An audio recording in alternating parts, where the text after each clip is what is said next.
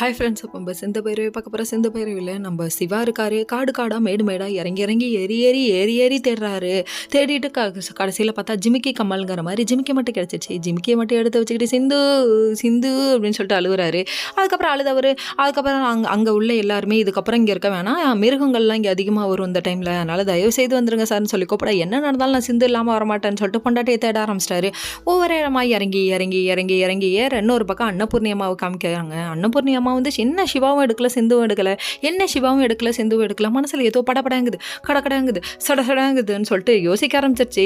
ஏம்மா நல்லா வருவோமா, நீ கம்மனியாக இருக்க மாட்டியாமா அப்படிங்கிற மாதிரிச்சு. இன்னொரு பக்கம் அன்னபூர்ணி அம்மா பெத்த நம்ம பிள்ளை காயத்ரி இருக்கே அழகு ராணி உட்காந்து தூங்கிட்டு இருக்காங்க.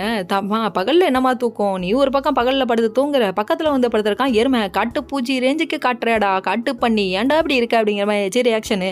என்னன்னு பார்த்தா பக்கத்தில் வந்து படுத்து கையை மேலே போடுறாராமா. உடனே காயத்ரிக்கு சம்முக்கம் வந்து முடியாது முடியாது முடியாது, நான் ஏற்றுக்கவே மாட்டேன், இதுக்கு இன்றைக்கே ஒரு முடிவு கட்டுறேன் சொல்லிட்டு, நீ எப்படி என் பக்கத்தில் வரலாம், நீ எப்படி என்னை தொடலாம்னு சொல்லிட்டு 100 வார்த்தை பேசுகிறாங்க. திரும்ப திரும்ப பேசுகிறேன் நீ, திரும்ப திரும்ப பேசுகிறேன் நீன்னு சொல்லிட்டு கையை ஆட்டி விட்டு அதுக்கப்புறம் கோவமாக வேக வேகமாக வர, அதுக்கப்புறம் நம்ம எசைக்கு என்ன பண்ணிட்டாரு, அவங்க அக்காட்ட போய் விஷயத்த சொல்ல, டே ஏன்டா இப்படி பண்ணுற, உன்னை சமாளிக்காதே எனக்கு ஒரு பெரிய வேலை இருக்கடான்னு சொல்லிட்டு டபக்குன்னு அன்னபூர்ணி அம்மாட்ட வந்து நிற்கிறதுக்கு முன்னாடியே வந்து வாசலில் வழிமறிச்சு வந்து கூட்டிகிட்டு போயிட்டாங்க.